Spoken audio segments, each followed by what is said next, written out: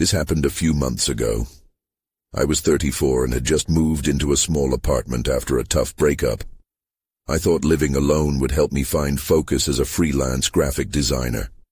The building felt dingy, with dark hallways and peeling paint. It was cheap. I figured it would do. At first, I settled in fine. I got into a routine and worked late into the night. But then, I started noticing something strange. My neighbor's blinds were almost always closed.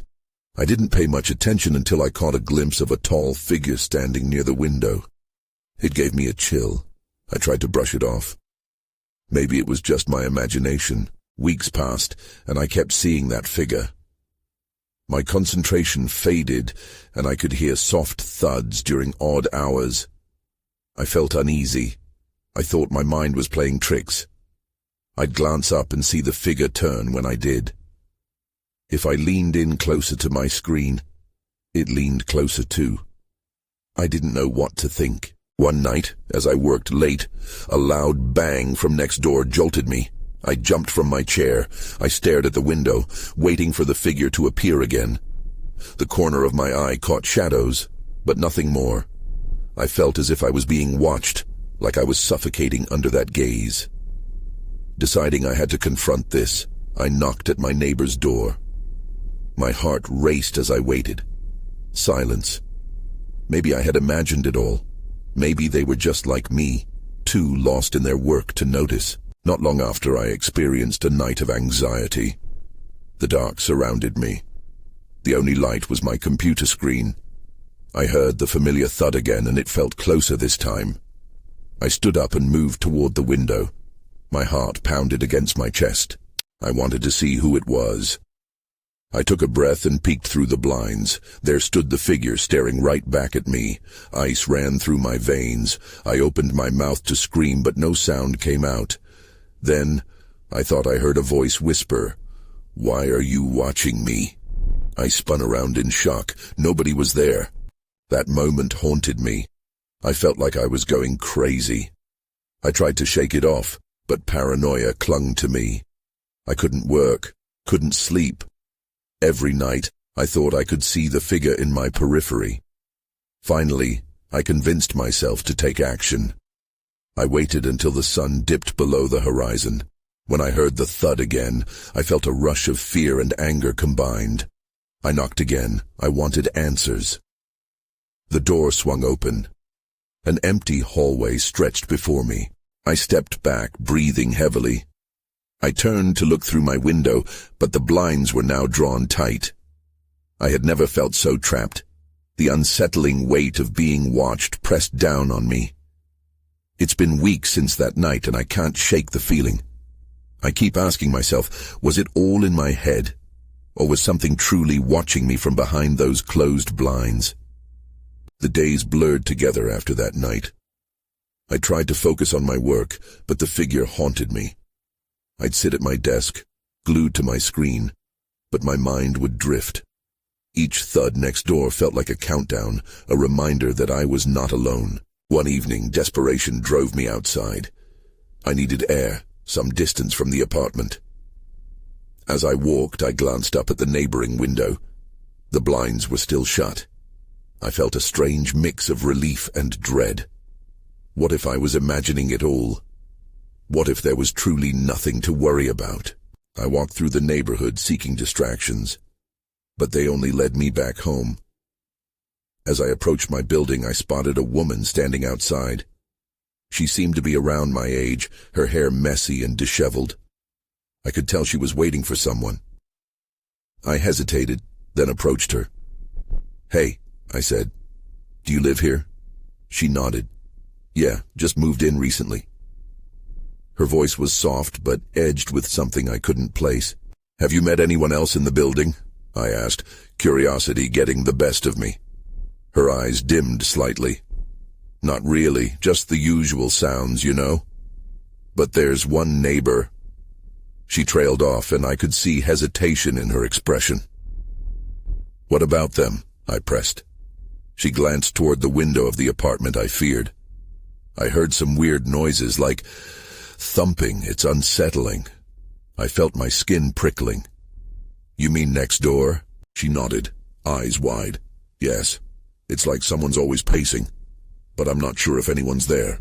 It feels empty. My heart sank. So, it wasn't just me. I wanted to ask her more, but I could feel the tightness in my chest returning. I quickly thanked her and excused myself, retreating to my apartment. What did she mean? It feels empty. And why could I sense something vibrating beneath the surface of her words? I couldn't shake off the chill that crept up my spine. I poured glass after glass of water, but nothing could calm my nerves. Later that night I sank into my chair, determined to drown out the silence with music. I selected calming tunes and adjusted the volume. It helped mask the thuds, at least for a moment. But then I felt it, a familiar thud, louder, closer.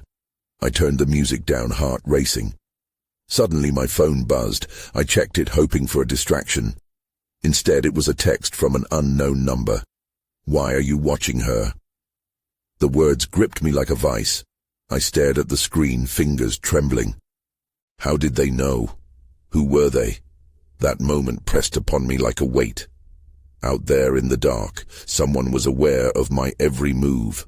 I suddenly felt like I was failing, unable to keep my sanity intact. And as I turned my gaze towards the window, I swore I could see the blinds shift slightly. Then everything went dark. I jolted awake. The darkness wrapped around me, thick and suffocating. My heart raced as I fumbled for my phone on the table. The screen illuminated the room just enough for me to take a breath. I wasn't sure how long I'd been out, but my instincts screamed for me to move. I turned toward the window, half expecting to see shadowy figures lurking outside. I felt silly even entertaining the thought. Yet, the unease of the last few days would not leave me alone. I took a cautious step towards the window, peering out into the night. Just behind the glass, my breath fogged the surface. I wiped it away, squinting. The street was empty, but there was that window again. The blinds hung as they always had, shut tight, silencing any secrets within. Just to be sure, I stepped back to the couch, trying to shake off the feeling that I was being watched again. I should have felt safe in my own apartment, but everything felt wrong. I picked up my phone, determined to distract myself. The unknown text still loomed in my mind, but I pushed it aside. With an exhale, I opened my social media app, scrolling aimlessly. I was just trying to ignore the growing dread. Then something caught my eye. A new notification. It was from a mutual friend, tagging someone in a post. I clicked on the profile, but the moment the page loaded, I froze. It was her. The woman from outside my building. A picture of her smiled back at me, carefree and oblivious. The caption read, "So grateful for my new home." But something about it sent a chill down my spine. It felt too cheerful, too contrasting against what I knew. I tapped the photo, and that's when I saw it. An outline behind her, a blurred form standing in the shadows of her new home. The corners of my mind raced, grasping for answers. Could it be my imagination? A trick of the light? I saved the image, unsure of why, a knot tightening in my stomach. I couldn't let this go. Something was wrong. Still unsettled, I returned to my window, feeling some primal urge to confirm I wasn't losing my grip on reality. Stepping into the dim glow of the streetlight below, I made a decision. I had to confront my fear. I needed to find out what was going on next door. As I knocked on her door, each tap felt heavy. I could almost hear my heartbeat in the silence around me. It felt like an eternity before she answered. The door creaked open, revealing her startled expression.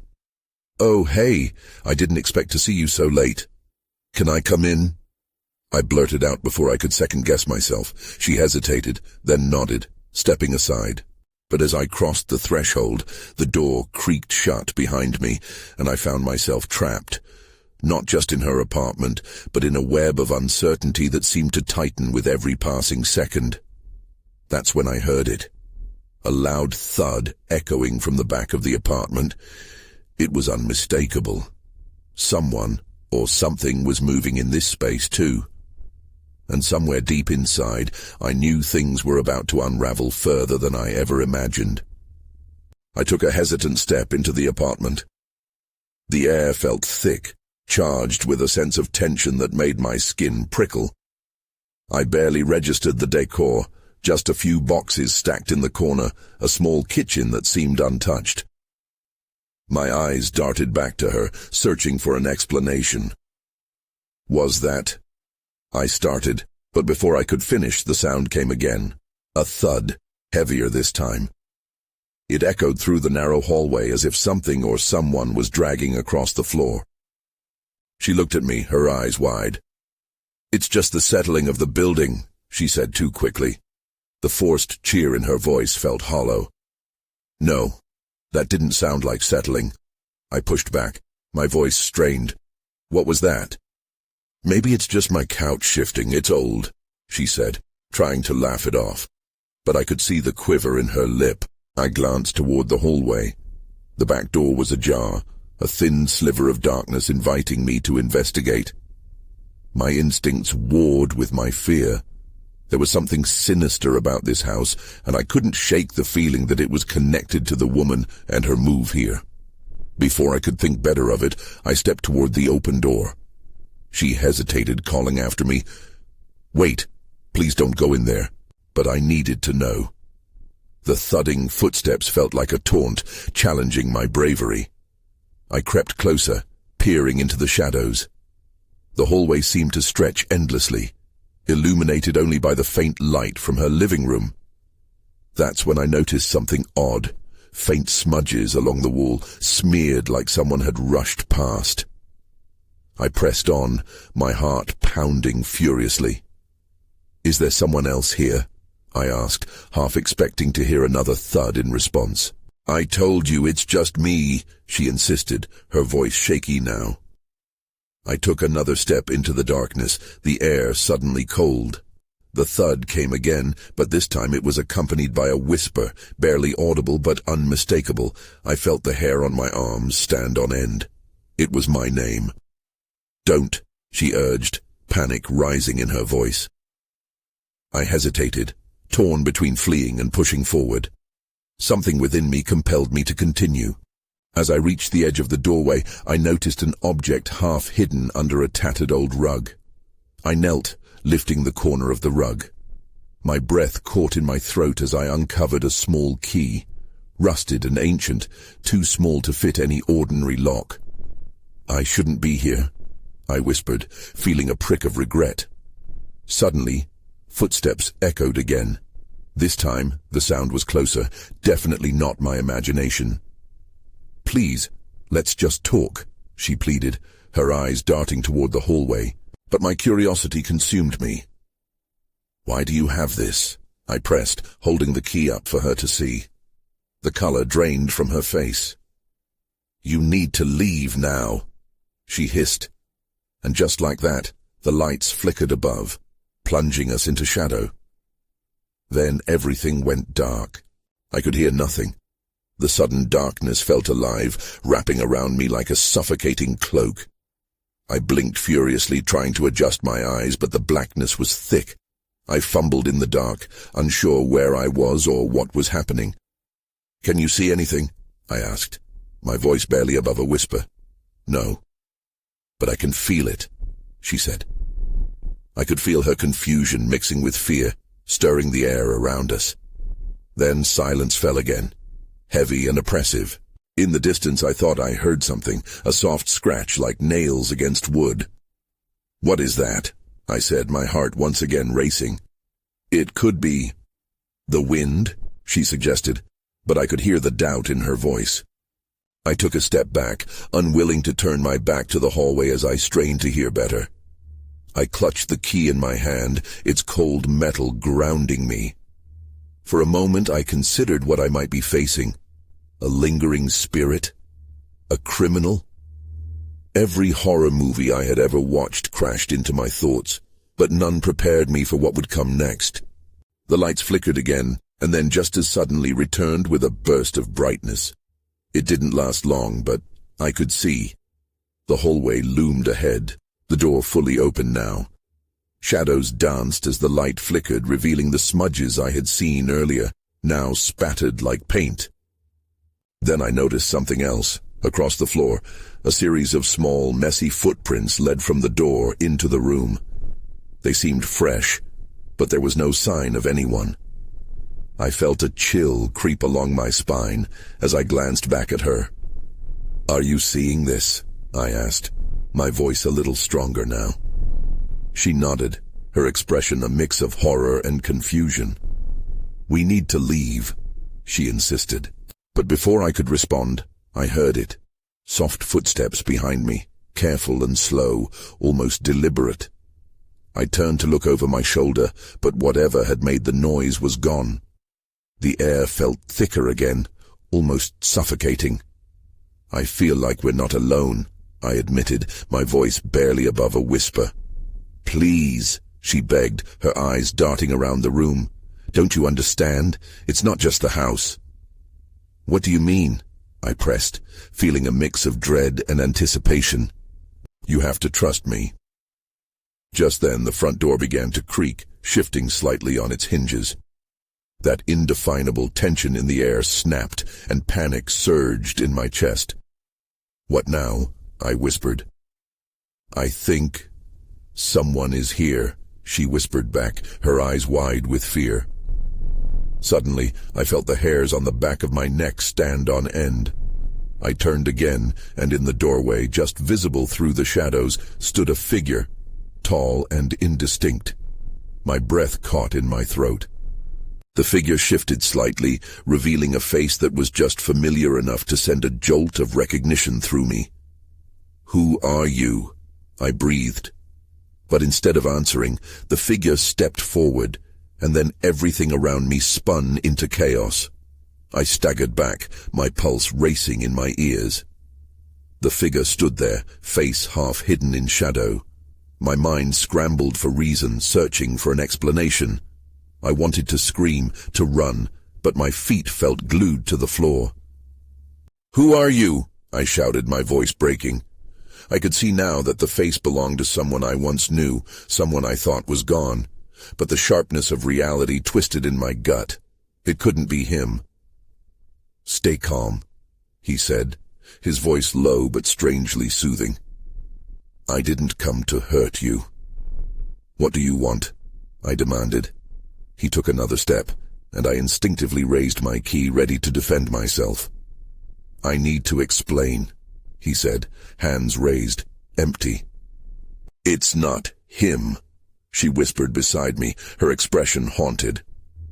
"What do you mean?" I asked, panic rising again. It's a trap. He's not real." She was shaking, glancing back and forth between me and the figure. "Please, we need to go, now." But the figure ignored her. "You have to remember," he said.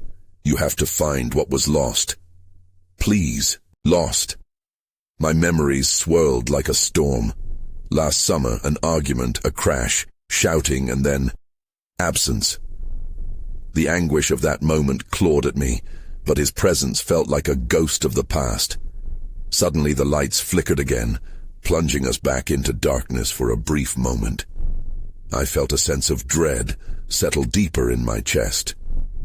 "I don't know what you're talking about," I shouted at the figure. He stepped closer, the shadows shifting with him until I could see his face fully, haunted, desperate. "The truth is in the house," he said, locking eyes with me. "You don't understand what's coming unless you remember."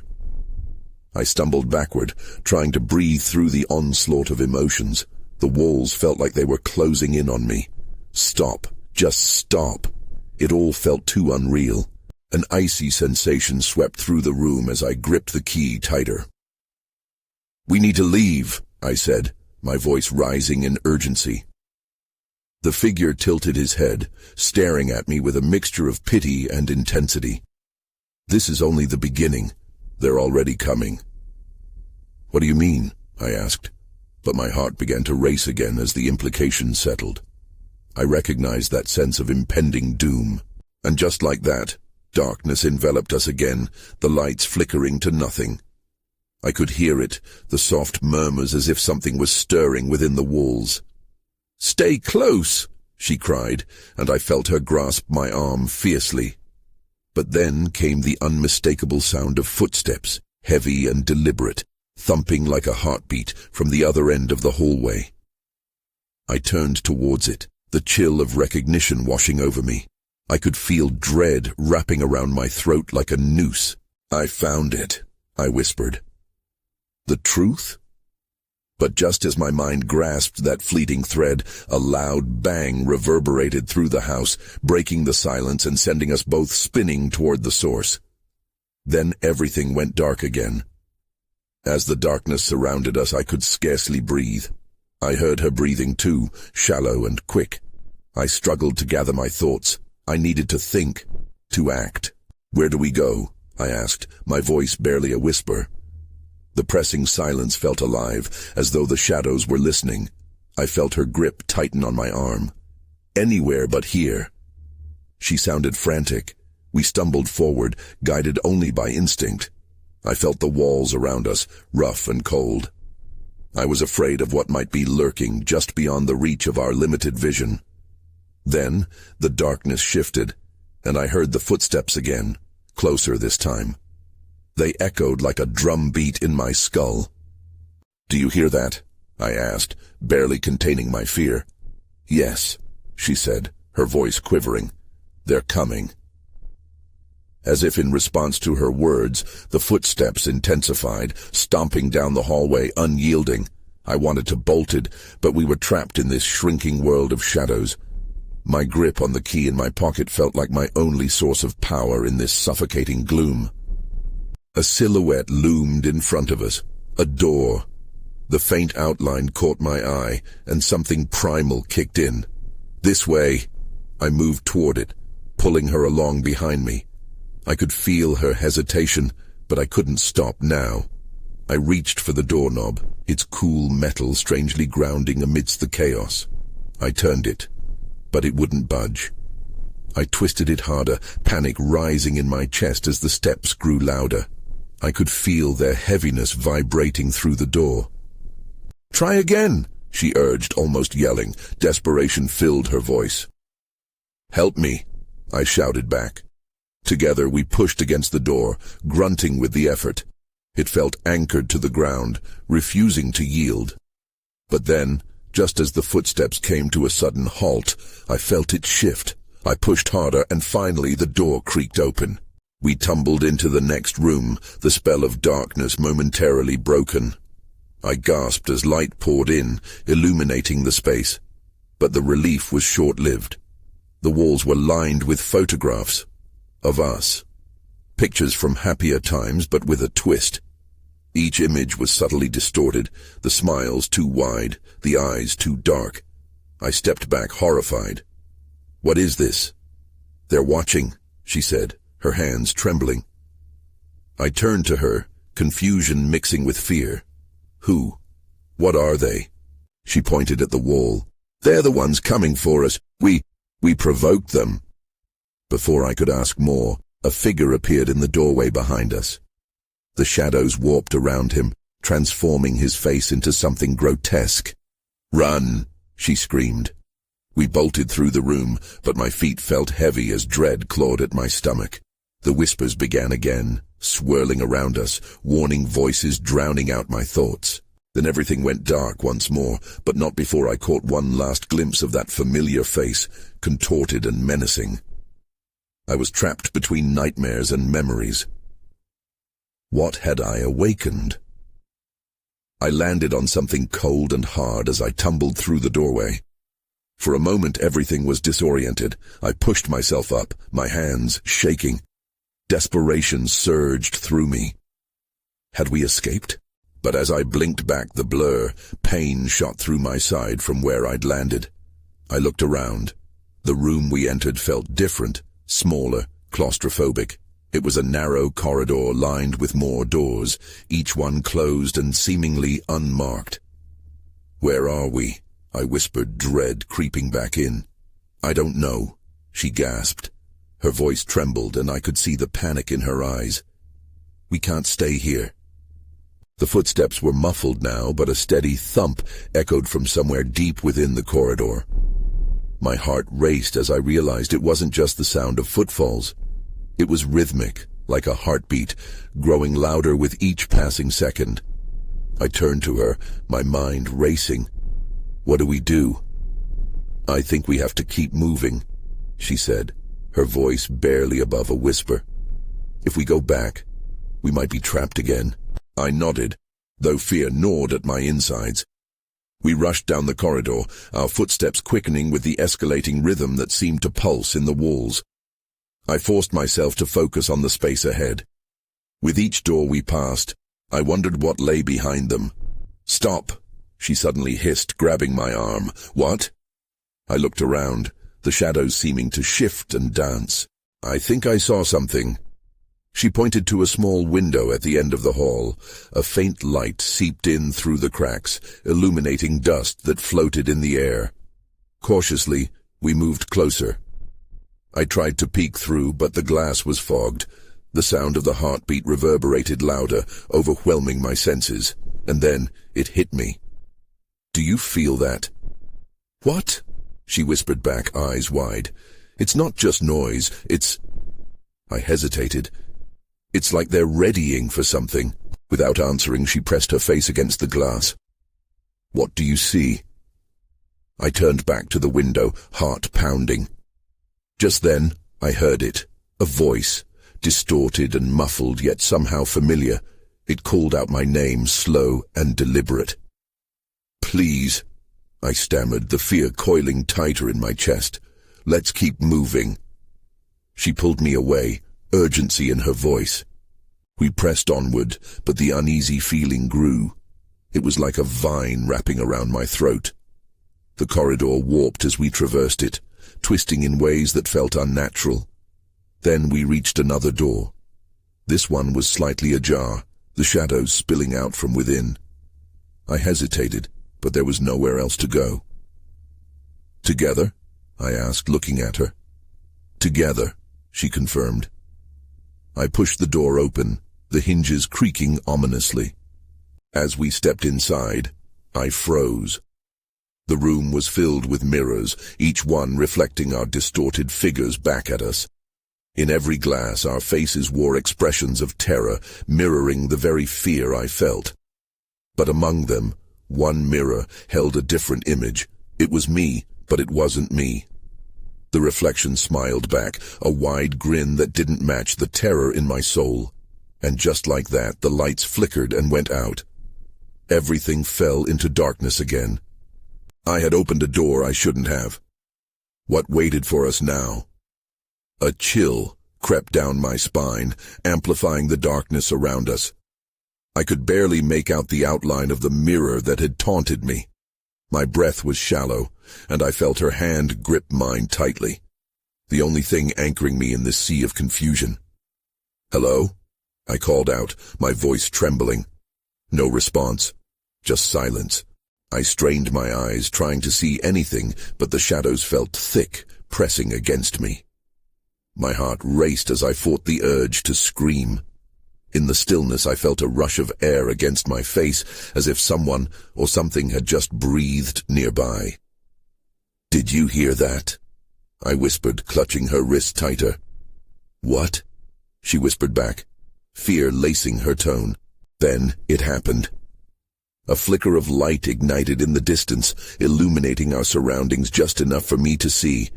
The mirrors glinted ominously, each one reflecting a brief flash of something shifting behind us. Shapes flickered in and out, but when I turned, nothing was there. "Just shadows," I muttered, trying to reassure myself. But the way they moved, almost like they were alive, made my skin crawl.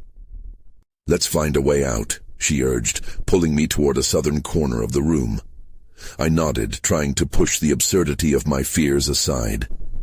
As we stumbled toward the wall, the light shifted again, brighter, revealing something unexpected. In the middle of the room, on the ground, was a small, dimly lit box. It seemed to pulse, entrancing in its own dreadful way. "Is that—" she began, but the words hung in the air.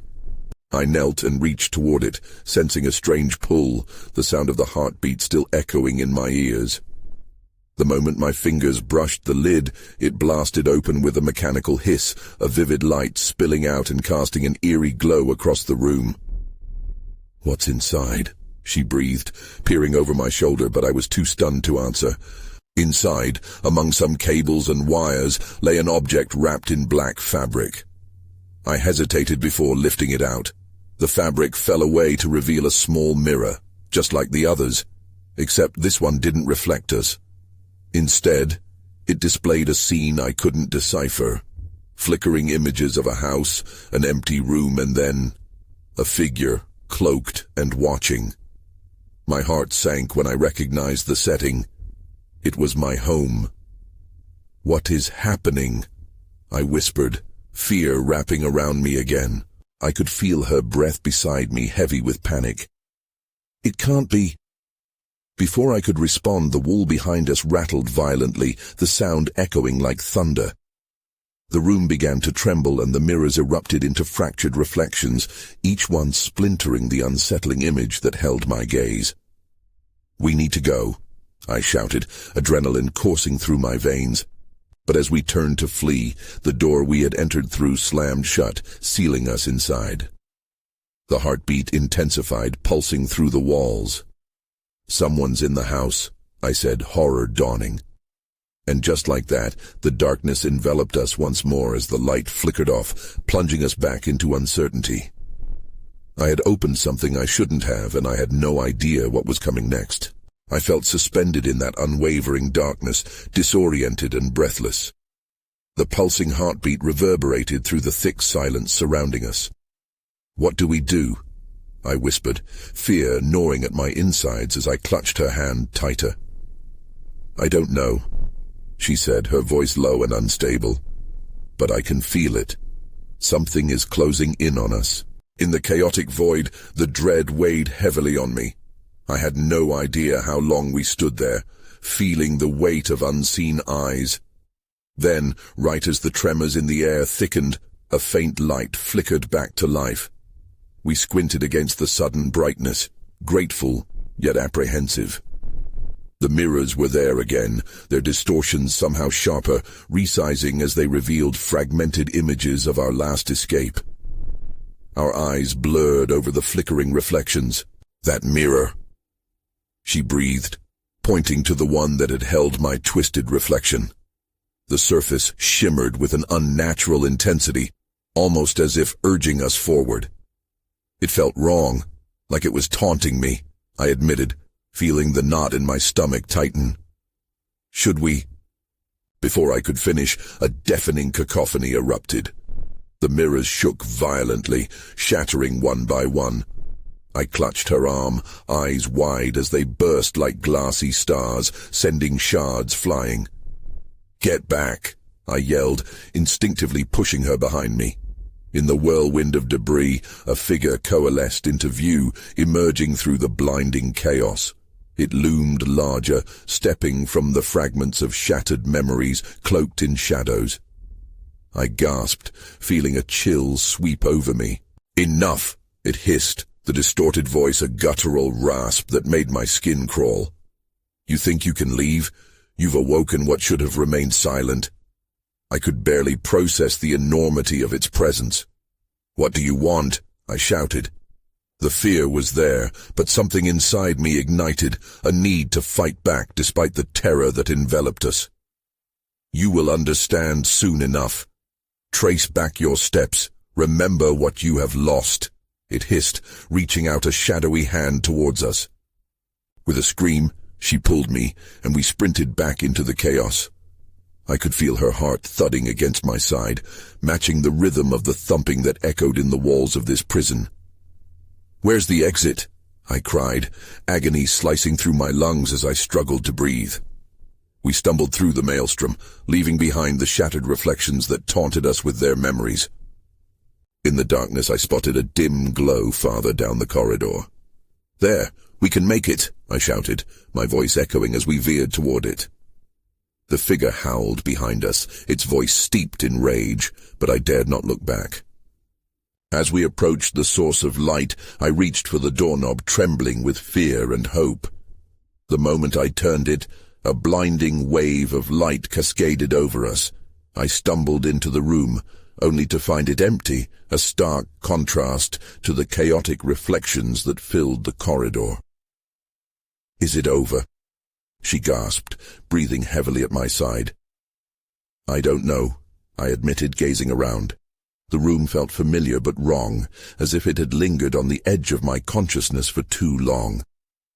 The silence was deafening. Suddenly, the air shifted. "You can't escape the truth," came the cold whisper, ricocheting through the empty space. I jerked to look behind me, but nothing was there. "Do you hear that?" I asked, my voice trembling. "Do you feel it?" "Yes," she said, terror etching her face. "It feels like a storm building inside this room." Just then, the ground shook beneath us, and the walls began to ripple like water disturbed by a stone. The door slammed shut, sealing us in as the heartbeat quickened, pulsing through our surroundings. "Hold on," I yelled. We braced ourselves as the room quaked violently, the light flickering ominously around us. Then, in an instant, the walls transformed, shifting into fleeting glimpses from our past. Images of laughter, arguments, moments we shared with the friends and family long gone. "Stop it!" I shouted, the emotional weight muffling my voice. "We're not lost." "It's trying to pull you back," she urged, panic dripping from her words. "It wants you to remember." "My memories," I whispered, my heart racing. I focused on holding onto the key, feeling its solidity in my palm. We can use it to break free. With a sudden determination, I raised the key. "We're not losing ourselves to you," I shouted, the confidence increasing with each word. The images around us twisted, distorting in a whirlpool, but I pressed forward. "You will not take us." Just then, the energy surrounding us exploded, pushing us back against the wall. I held tight to her hand, the force enveloping us, swirling faster and faster. And then, just as quickly, silence. I opened my eyes, gasping for breath. Light streamed through an open window, illuminating what appeared to be an unclaimed room in my old home from years before. Pieces of old furniture sat solemnly, coated in dust, yet unmistakably familiar. "What just happened?" she murmured beside me, still gripping my hand. "I think we're out," I said, breathless, trying to catch my bearings. But as relief washed over me and I turned back to the door, I felt a prickling sensation at the base of my neck, reminding me that something was still there, lingering, watching from just beyond the threshold. The unanswered questions piled like shadows, lurking in corners of my mind. What had I truly awakened?